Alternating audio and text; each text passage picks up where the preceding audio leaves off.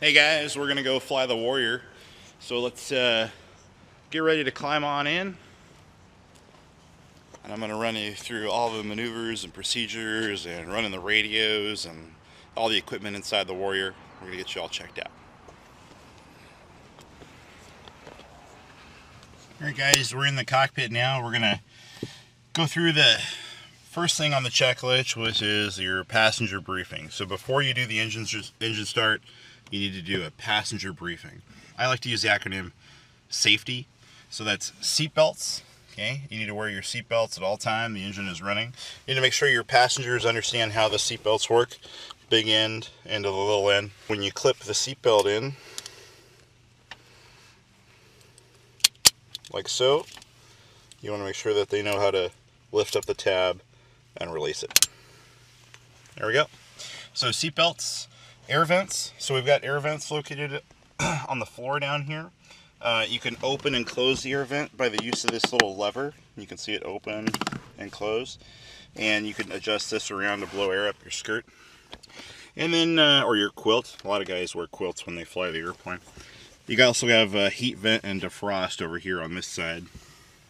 So that's air vents. SAF, fire extinguisher. We don't have one on board the airplane, but we'll see if we're about getting one in the future, hopefully before we get a fire, right? So no fire extinguisher. And E is evacuation plan. So E is knowing how to use the door. So normally the door just opens like this and we pull it shut. But when we're running, we want to latch the door, open on this side, latch is over here. So make sure your passengers know how to open the door in case they need to exit the aircraft really quickly. Before you go flying, you want to make sure that this is latched securely. You can do that by latching it and pushing up here and pushing down here on the side, making sure that everything's latched correctly.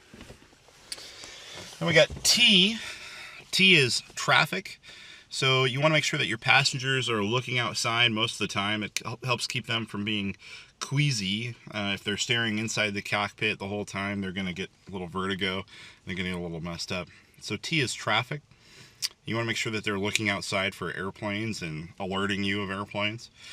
And last thing is Y.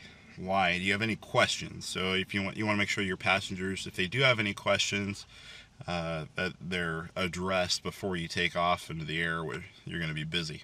Anyway, that's the safety checklist for your passenger briefing. Let's move on with the rest of it.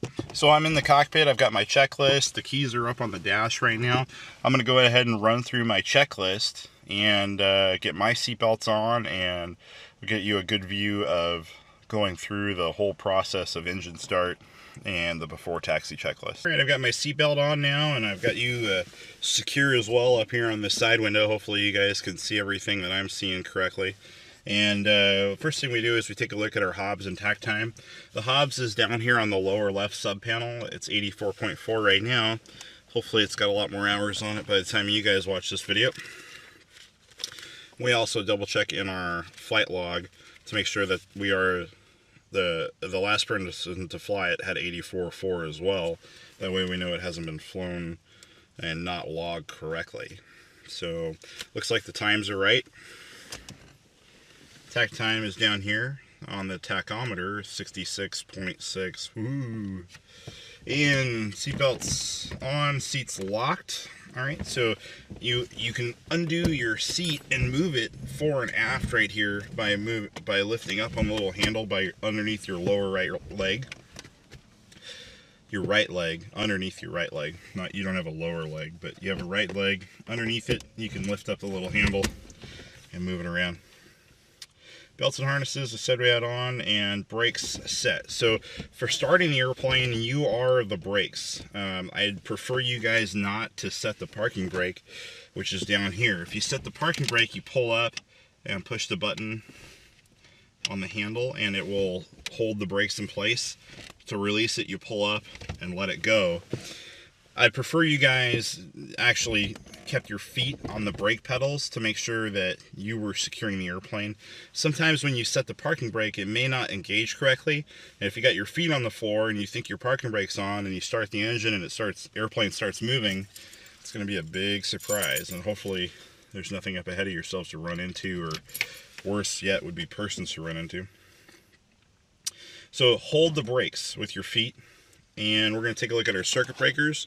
Circuit breakers are on our lower sub panel down here on the right hand side. Let me see if I can move this around.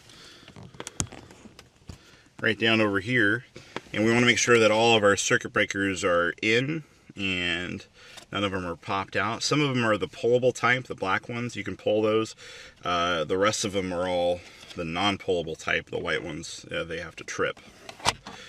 We'll kind of secure that. Here we go. And back to what we're doing. So now we've got the circuit breakers checked, avionics off, avionics master switch is right here. We're going to make sure it's in the off position, which it is. Autopilot off, red switch is all the way down over here. And carb heat off, that's up with the carb heat switch right over here. So the carb heat is off. Fuel to fullest tank. Right now I think our left tank is still the fullest tank, so that's what we have it set to. And throttle slight. We'll crack the throttle open just a little bit.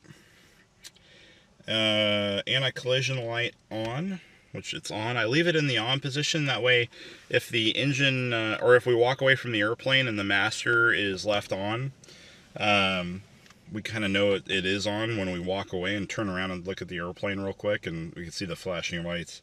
They would say, oh no, we want to go turn the master off so we don't drain our battery down to nothing. So now let's turn the master switch on. It's on, and we'll check volts over here. We got 12.2, 12.1 volts on 12 volt battery, so it's got more than it can theoretically handle. How's that work? I don't know. And we'll get our fuel pump on, our mixture rich, prime it as required, and then we'll start the airplane. I put the keys in the ignition already. One thing about starting the airplane is you want to be fairly quick with it because you don't want to end up flooding the aircraft. So we're going to go kind of quickly here to make sure that we don't flood the airplane.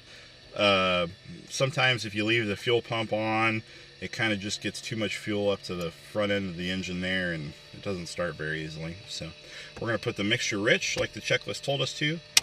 Turn our fuel pump on. We've got fuel pressure, and we're going to look outside and yell clear, and we're going to crank the engine. After we crank, we're going to set 1,000 RPM and check our oil pressure. Alright, we're going to set 1,000 RPM.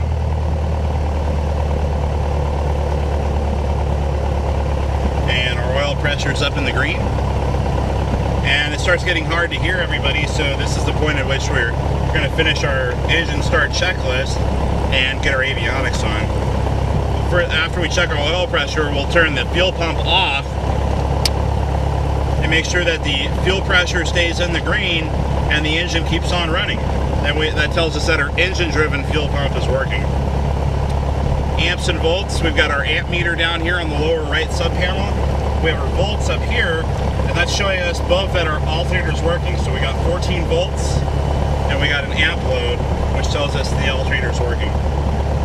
The only light we need right now is our anti-collision light.